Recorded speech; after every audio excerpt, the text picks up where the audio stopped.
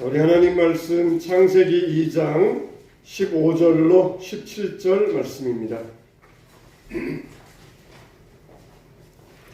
구약성경 2면 창세기 2장 15절로 17절 말씀입니다. 자, 한 목소리로 봉독합니다. 여호와 하나님이 그 사람을 이끌어 에덴 동산에 두어 그것을 경작하며 지키게 하시고, 여호와 하나님이 그 사람에게 명하여 이르시되 동산 각종 나무의 열매는 내가 임으로 먹되 선악을 알게 하는 나무의 열매는 먹지 말라. 아멘. 자, 할렐루야. 네, 감사합니다. 오늘 12월 둘째 주일 성서주일로 절기 예배로 드리게 되었습니다. 성서주일, 우리는 보통 성경 그러는데 성서주일 절기에서는 성서주일이라고 그렇게 명칭을 부르고 있습니다. 자, 우리가 오늘 이 성서주일 맞이해서 믿음의 순례라고 하는 제목으로 여러분과 함께 말씀을 나누도록 하겠습니다. 보통 우리 인생의 주기를 전에는 20, 30, 20 그렇게 이야기했어요. 20년간 준비하고 30년간 일하고 또 그리고 20년간 노후를 보낸다 그랬어요. 그러다가 또 30, 20, 30 그렇게 이야기를 했습니다. 30년간 준비하고 20년간 일하고 30년간 노후를 보낸다. 근데 요즘은 30, 20, 50이라고 말들을 합니다. 30년간 준비하고 20년간 일하고 50년간 노후를 보내는 100세 시대가 되었다는 것입니다. 여러분, 아담은 하나님의 흙으로 하나님의 손으로 지음을 받았는데, 아담이 지음을 받은 나이가 얼마 정도 되었겠습니까? 보통 우리가 생각할 때 아담이 지음받은 그 나이가 보통 성인의 나이 30세가 아니었을까 그렇게 추측을 합니다. 아주 갓난 아이로 아담이 지음받은 것이 아니라 30세 성인 남자의 나이로 지음을 받았을 것이다, 그렇게 생각을 합니다. 이미 하나님께서 하와를 이끌어서 결혼하게 하시고 또 그리고 아담에게 동물들의 이름을 짓게 하시고, 그럴 정도가 되면은 이미 아담의 모든 것이 완벽하게 준비가 된 30세 정도의 성인 남자의 몸으로 지음을 받지 않았겠는가, 그렇게 우리가 예상을 해볼 수가 있습니다. 그러니까 아담은 이미 다 준비된 사람으로서 출발하게 되었습니다. 우리도 우리가 이렇게 준비된 사람으로서 인생 여정을 살아간다, 우리가 마음을 먹고 우리가 인생 여정, 남은 인생 여정을 살아갈 때에 하나님 앞에서 어떠한 마음을 가지고 살아가야 될 것인가, 어떠한 믿음의 태도와 자세를 가지고 살아가는 것이 좋을 것인가, 이미 준비되어져 있는 아담에게 너는 이렇게 살아가라, 그렇게 말씀을 하셨던 것처럼 저와 여러분들에게 주시는 이 하나님의 말씀으로서 우리들도 올해를 마감하고 내년을 시작하는 이 시점에서 우리의 믿음의 순례를 말씀을 따라서 살아가게 되시기를 주님의 이름으로 축원합니다. 첫째로 오늘 말씀 보면은 15절에 보면은 여호와 하나님이 그 사람을 이끌어 에덴 동산에 주어 그것을 경작하며 지키게 하시고, 우리가 오늘 이 말씀 가운데서 우리가 믿음의 순례, 믿음의 여행을 떠나는 우리들은 모든 일에 최선을 다해야 한다, 이것을 우리가 이 말씀 속에서 발견할 수가 있습니다. 하나님께서 그 사람을 이끌어, 아담을 이끌어, 이 말은 택하다, 인도하다, 영접하다, 그런 뜻을 가지고 있어요. 그러니까 하나님께서 태초에 아담을 자기 형상으로 만들어 놓으시고 아담을 깊이 사랑하여 주셨어요. 여러분, 무언가 내 모습을 가지고 있다, 우리 자녀들이 내 모습을 가지고 있다, 그러면 얼마나 거기에 사랑이 갑니까? 얼마나 거기에 사랑이 갑니까? 전쟁 중에 한 여인이 적군에 의하여서 그 몸이 더럽혀짐을 당했어요. 그렇지만은 이 여인에게는 그 안에 새로운 생명이 싹 텄지만 그 아이에 대해서 얼마나 깊은 사랑이 있는지 모릅니다. 정말 전쟁 중에 더럽혀진 몸이었지만 그러나 그 아이는 자기 아이라는 것이에요. 하나님이 하물며 아담을 지어 놓으셨을 때 그 아담을 자기의 형상, 자기의 모양대로 인격과 생명을 주셨을 때 얼마나 하나님이 아담을 사랑하셨겠습니까? 그 사랑은 우리 부모의 사랑보다 더 뛰어나다 그랬어요. 너희 부모들은 자식들을 버리고 있는다 할지라도 나는 너희를 버리지 않고 잊지 않겠다. 이게 하나님의 약속이에요. 내가 너희를 손바닥에 새겼다. 이게 하나님의 약속입니다. 부모가 자녀를 사랑하는 그 사랑보다 더 크고 더 뛰어난 사랑으로 우리를 사랑하고 계십니다. 할렐루야. 할렐루야. 이 믿음을 여러분이 갖게 되시길 주의 이름으로 축원합니다. 아담을 사랑하셨어요. 그리고 같이 우리를 깊이 사랑하고 계십니다. 택하다, 인도하다. 그래서 아담을 사랑하시어서 그것을 경작하며 지키게 하셨다 그랬어요. 경작하며 지켰다. 여러분, 아담에게 에덴 동산을 경작하며 지키게 하셨다는 것이에요. 에덴 동산은 완벽한 동산 아닙니까? 거기에 먹을 것도 있고 하나님이 만들어 놓으셨으니까 완벽한 동산이에요. 근데 무엇 때문에 아담에게 에덴 동산을 경작하고 지키게 하라고 하셨을까요? 마치 우리가 이걸 것 같습니다. 새 건물을 지어 놓았어요. 그러면은 그 새 건물은 관리를 해야 됩니다. 새 건물을 지어 놓았는데 관리도 하지 아니하고 내버려 두면은 그 집은 나간 집이 되어버려요. 그 집을 아무도 살지 아니하고 사람의 손길이 그 집에 손때가 묻지 아니하면은 그 집은 완전히 폐허와 같이 되어버리고 맙니다. 마찬가지로 하나님께서 에덴 동산을 완벽하게 지어 놓으셨어요.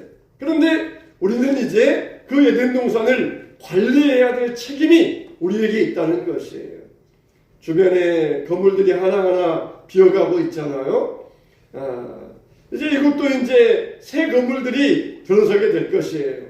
우리가 여기에서 예배드리고 있는 동안은 우리의 손때, 우리의 손길이 항상 멈추지 않아야 됩니다.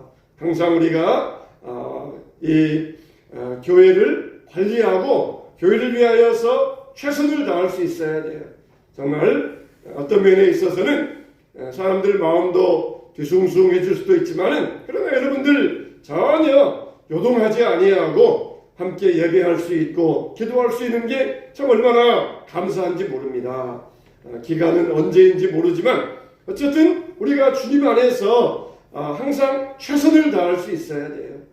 여러분들 절대로 마음 흔들리지 마시고 마음 여러 이 뒤숭숭한 마음 갖지 마시고 항상 우리가 이 자리에서 주님 안에서 주님이 우리를 붙들고 계신 믿고 항상 여러분 안전함을 누리시기 바랍니다. 걱정할 필요도 없어요.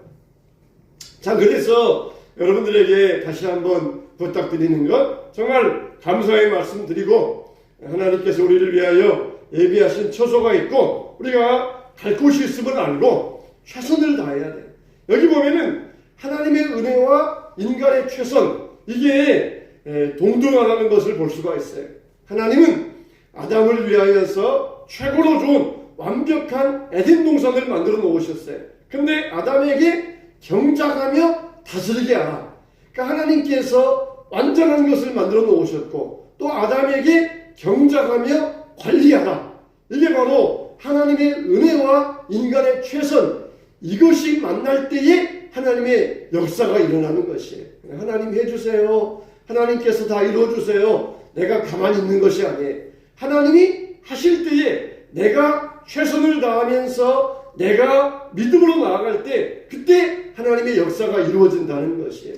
처음에 믿음이 약할 때에는 하나님께서 홍해를 다 갈라놓으시고 자 이제 마른 땅 만들어 놓으시고 자 이제 건너가라 그렇게 하셨어요. 근데 믿음이 강해진 다음에는 요단강이 그냥 그 강둑까지 막 넘실넘실할 때 홍수가 지고 난 다음에 그 요단강이 막 넘실넘실할 때 그 요단강에 발을 들여놓으라 그렇게 말씀하셨어요. 하나님의 은혜가 있다. 그것은 우리가 최선을 다하며 믿음으로 나아갈 때 하나님의 은혜와 기적을 체험할 수 있다는 것입니다. 할렐루야. 하나님께서 우리에게 우리 앞에 놓아진 일을 우리가 믿음의 발로 정복하고 나아가야 돼. 내가 너의 발로 밟는 땅을 너에게 주겠다 말씀하셨어요.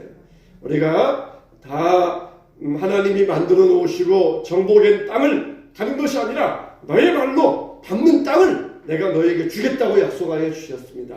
이게 우리가 해야 될 믿음의 최선이에요.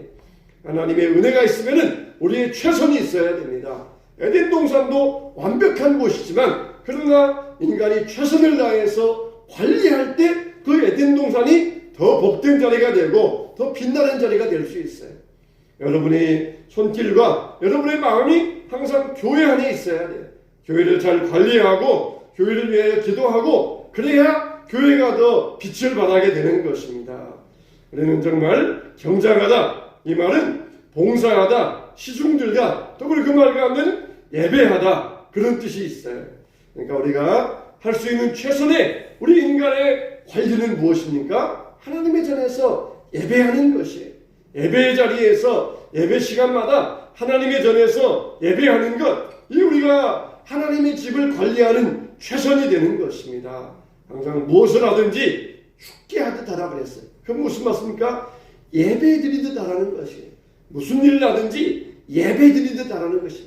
아니 이거 그냥 대충에 그렇게 하는 것이 아니에요. 그냥 식당에 가서 서빙하면서 일을 하는데 내가 먹을 것도 아닌데 대충에 그게 아니라 예배 드리듯 하라. 모든 일을 할 때에 죽게 하듯 하라. 예배 드리듯 하라는 것이에요. 우리가 예배할 때에도 우리 마음을 들여서 최선을 다해서 예배 드리잖아요. 그런 것처럼 무슨 일을 하든지 죽게 하듯 하라. 사람들을 위하여서 서비스할 때, 사람들을 섬길 때에 예배하듯 하라. 죽게 하듯 하라. 그걸 주님이 원하신다는 것이, 우리의 최선을 주님은 원하고 계신다는 것입니다.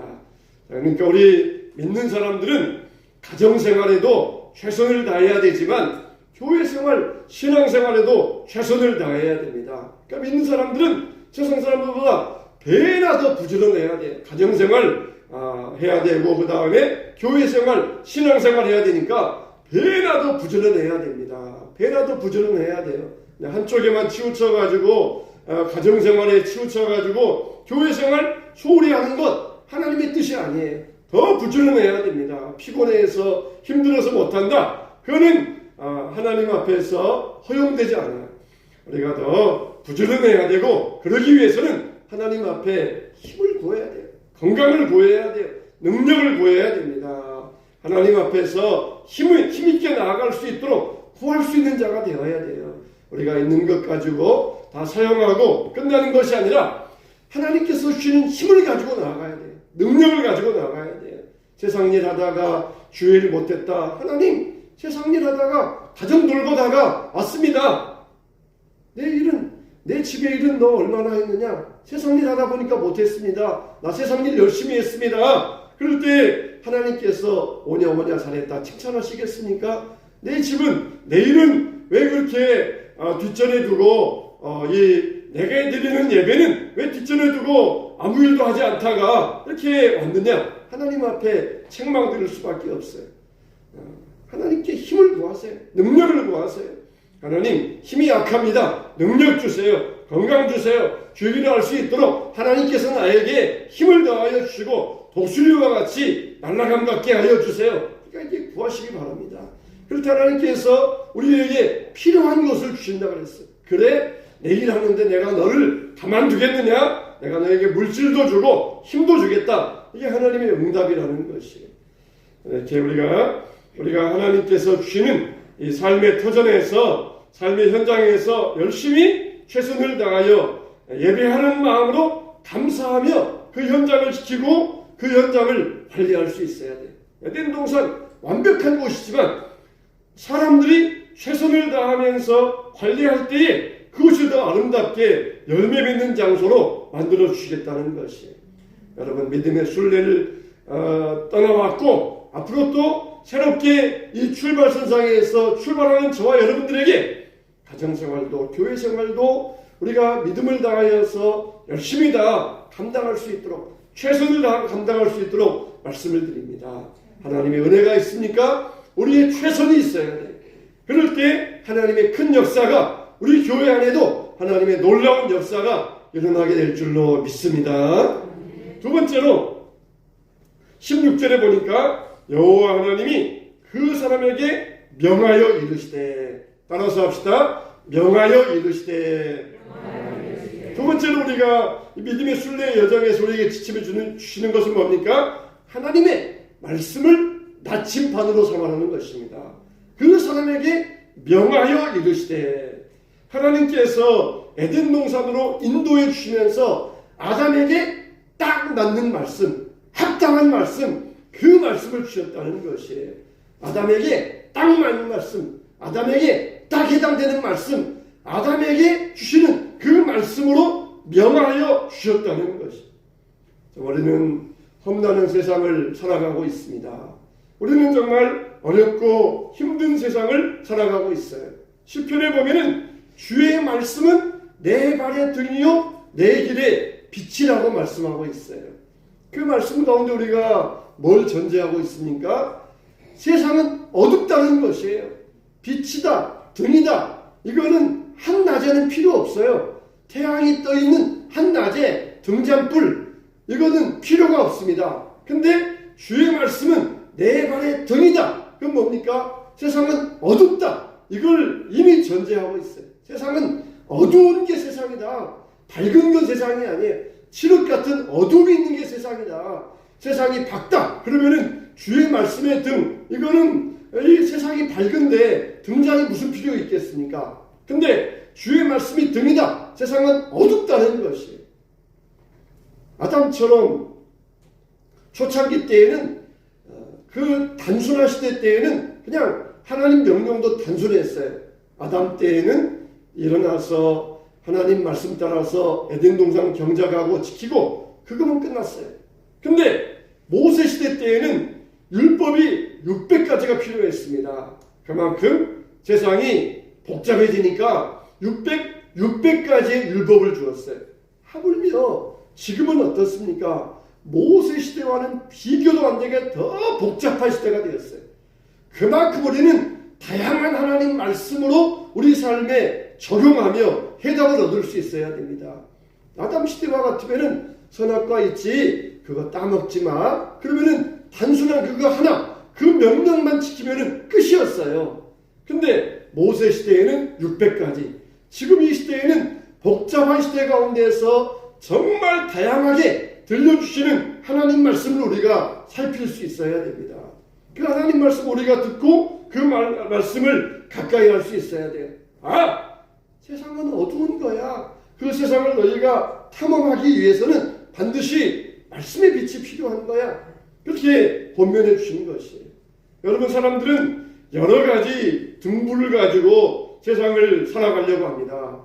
권력의 등불, 또 명예의 등불, 돈의 등불, 이런 것들을 가지고 세상을 살아나가려고 합니다. 그런데 우리의 등불은 뭡니까? 우리의 등불은 바로 말씀의 등불이라는 것이에요. 말씀의 등불. 그런데 이 등불은 뭡니까? 내 발의 등이요 그랬어요. 내 발의 등이요. 접시 모양 같은 등잔이 이 등불인데, 이 등불은 바로 발 앞에만 비춰줍니다. 발 앞에만. 멀리 비춰주는 것이 아니라 발 앞에 한 걸음, 그 다음에는 또 한 걸음, 또 나가면 또 한 걸음, 그러면서 한 걸음 한 걸음 비치어 나가는 게 이게 말씀의 등불의 역할이에요. 이렇게 말씀은 우리를 한 걸음 한 걸음 한 걸음씩 한 걸음씩 우리를 인도하여 주는 것, 이게 말씀의 역할이에요. 우리가 미래를 알고 싶어 하지 않습니까? 미래를 예측하고 싶어 하지 않습니까? 그런데 미래는 예측하는 것이 아니라 미래는 대비하는 것이다 그랬어요. 여러분, 만일 내일 비가 온다 그렇게 예보가 떴어요. 그러면은 뭘 해야 되겠습니까? 우산을 준비해야 되죠. 내일 비가 온다 예측만 해가지고 비가 온다는 건 알기만 하고 대비가 없으면은 예측하는 게 아무런 소용이 없어요. 미래를 예측하고 싶어 합니다. 그러나 미래는 예측하는 게 아니라 대비하는 것입니다. 여러분, 성경에 우리의 미래, 앞날은 어떨 것이라고 말씀하여 주셨습니까? 미래는 더 어두워질 것이다. 미래는 더 험해질 것이다. 미래는 더 악해질 것이다. 그렇게 성경은 분명히 우리 미래에 대해서 말씀하고 있습니다.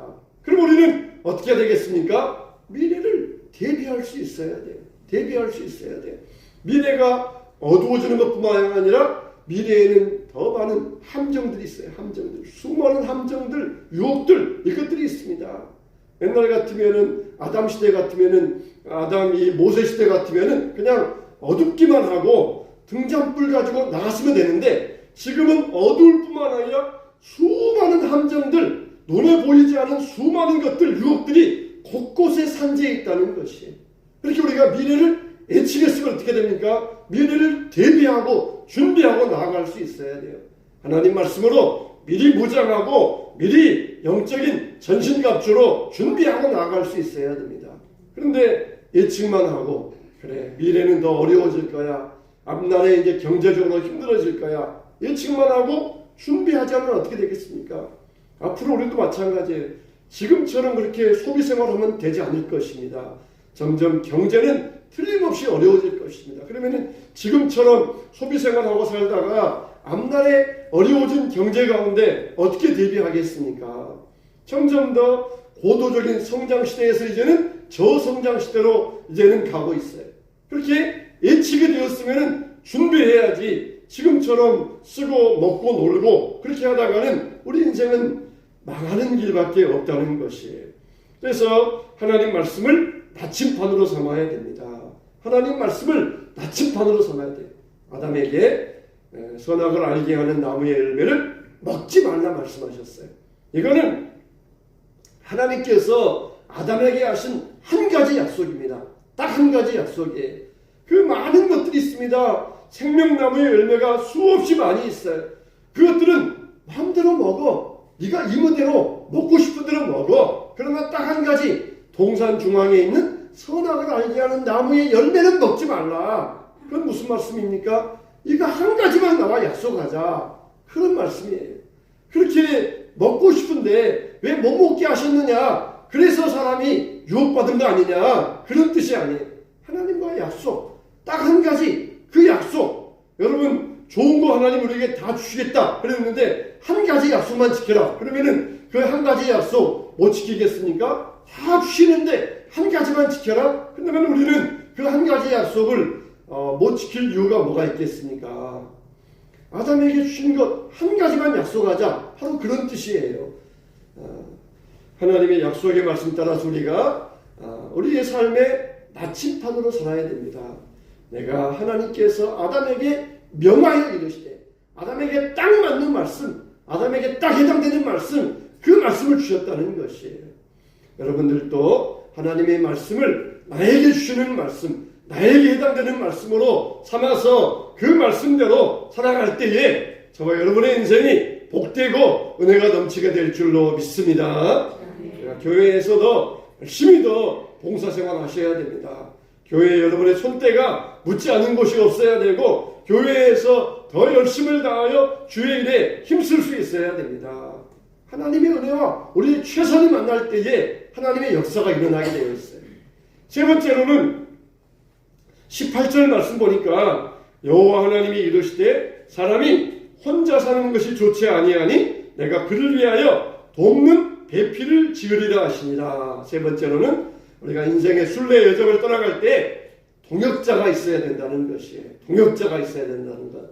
완벽한 장소에서 아담이 살았습니다. 부족함이 없어요. 요즘은 다 돈벌이하고 경제생활 할 수 있으니까 혼자 살아도 된다. 그러니 이 의식이 풍조가 형성되어 있어요. 하나님은 그게 아니라는 것이에요.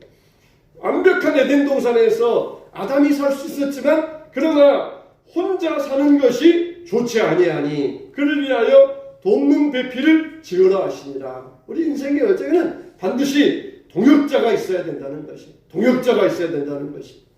이어령 씨의 고백이 그거이지 않습니까? 자기는 인생 실패했다, 자기는 잘못 살았다, 그게 이효령 씨의 고백이 아닙니까? 항상 이효령 씨는 이 공직생활도 했고 교수도 했고 책도 많이 지었고 유명인사가 되었지만 그러나 항상 사람 만나는 것도 공식적으로 일이 있어야 만났다는 것이. 안 그러면은 서재 들어와서 연구하고 책 보고 그게 일상이었다는 것이. 그런데 뒤돌아 생각해 보니까 그냥 아무런 조건 없이 그냥 만나서 수다 떨고 밥 먹고 그런 사람들이 한 사람도 없었다는 것이. 그냥 아무런 조건 없이 만나가지고 수다 떨고 밥 먹고 대화하고 그런 관계, 이런 동역자 관계, 이런 관계가 한 사람도 없었다는 것이. 우리는 우리에게 이런 동역자가 있어야 돼요. 그냥 공식적으로 일이 있어야 만나는 그런 관계가 아니라 그냥 아무런 조건 없이 아무런 생각 없이 만나서 수다 떨고 그렇게 할 수 있는 그런 관계, 그게 우리에게 이런 동역자 관계, 신앙 안에서 있는 이 동역자 관계, 그런 관계가 우리에게는 필수적이라는 것이. 인생은 험난하지 않습니까? 그 험난한 인생 어떻게 혼자 갈 수 있겠습니까? 함께 가야 돼요. 동역자로서 함께 갈 수 있는 믿음의 관계가 있어야 됩니다. 믿음의 관계. 아니, 여러분들에게 그런 동역자들이 있습니까? 어느 누구도 혼자 갈 수가 없어요. 함께 가야 됩니다. 이게 바로 우리가 믿음의 여행을 살아가는 우리에게 지침을 주시는 하나님의 말씀이에요. 동역자가 있어야 된다. 함께 하면서 함께 어려움도 함께 기쁨도 나눌 수 있는 믿음의 동역자가 우리에게는 필수적이라는 것이. 우리 교회 안에 이런 믿음의 동역자를 우리가 삼아야 됩니다. 정말 함께 하면서 교회 안에서 신앙적으로 나의 믿음의 동역자를 이룰 수 있는 그런 관계를 우리가 만들 수 있어야 돼요. 여러분들 정말 우리가 다시 한번 이 믿음의 순례 여행을 떠나면서 함께 갈 수 있는 그 길에 동지가 있습니까? 어떤 길을 가려면은 빨리 갔다 오려면은 혼자 가야 돼요. 빨리 가야 혼자 가야 빨리 갔다 올 수 있어요. 그러나 둘이 가면은 멀리 갈 수가 있습니다. 더욱더 오래 갈 수가 있어요. 먼 길을 가장 쉽게 가는 방법이 뭐냐? 동역자와 함께 가는 것. 그게 바로 이 먼 길을 쉽게 가는 방법이에요. 빨리 갔다 오기 위한 것이 인생의 목적이 아니에요. 인생은 먼 길 가는 인생입니다. 같이 가면서 함께 할 때 그 먼 길도 쉽게 느껴질 수가 있어요. 여러분들에게 이와 같이 이런 믿음의 동역자를 만드시기 바랍니다. 교회 안에서 이런 믿음의 동역자를 함께 할 수 있는 믿음의 동역자를 만들며 나아갈 때 우리가 더욱더 주님 안에서 주님의 풍성한 은혜를 누리게 될 것입니다. 하나님께서는 아담에게 30세 된 아담에게 이와 같이 믿음의 여정을 떠나면서 이렇게 아담에게 지침을 주시고 아담에게 그 길을 일러주셨던 것처럼 우리가 최선을 다해서 일을 해야 되고, 그리고 우리가 하나님의 일을 할 때에 하나님의 말씀을 나침반으로 삼아야 되고, 그리고 믿음에 함께 할 수 있는 믿음의 길동무가 있을 때 하나님께서 주시는 은혜를 더욱더 풍성하게 누릴 수 있다는 것입니다. 우리가 그동안 살아온 인생의 여정들이 참 감사하고 참 귀할 것입니다. 앞으로도 우리가 2023년을 열어가게 될 것이고, 또 남은 인생 동안 우리는 이와 같이 아담에게 주셨던 믿음의 지침을 따라서 믿음의 여행과 순례를 살아가야 될 것입니다. 정말 인생 여정은 남극 탐험보다 아프리카 오지 밀림보다 더 험난한 게 인생 여정이며 믿음의 순례의 길입니다. 정말 미래를 성경은 뭐라고 예측하고 있습니까? 더 어두워질 것이다. 미래는 더욱더 험난해질 것이다. 암달은 더욱더 많은 함정과 유혹이 우리 앞에 있을 것이다. 이렇게 우리에게 말씀해 주셨어요. 따라서 우리도 믿음으로 대비하며 나아갈 때 하나님께서 아무리 세상이 어렵고 아무리 사탄 마귀가 극성을 부린다 할지라도, 아무리 우리 앞에 많은 험난한 함정이 있다 할지라도 하나님 우리를 붙들어 주시고 보호해 주시면서 이 인생 여정을 안전하게 마치게 하여 주실 것입니다. 여러분들 믿음의 의지를 가지고 하나님 말씀을 나의 인생 나침반을 삼겠습니다. 이 복잡한 세상 가운데서, 다양한 세상 가운데서 하나님 나에게 여러 각도에서 말씀해 주시옵소서. 이 하나님 말씀이 나에게 들으시는 말씀이 정말 여러 각도에서 여러 방면에서 나에게 말씀해 주시어서 하나님 말씀을 나 인생에 지침 잡고 나아갈 때 어떤 유혹이 오고 어떤 함정이 온다 할지라도 거기에 빠져들지 아니하고 믿음으로 승리하기를 하나님 앞에 간구하며 나아가는 여러분 되시기를 주님의 이름으로 축원합니다.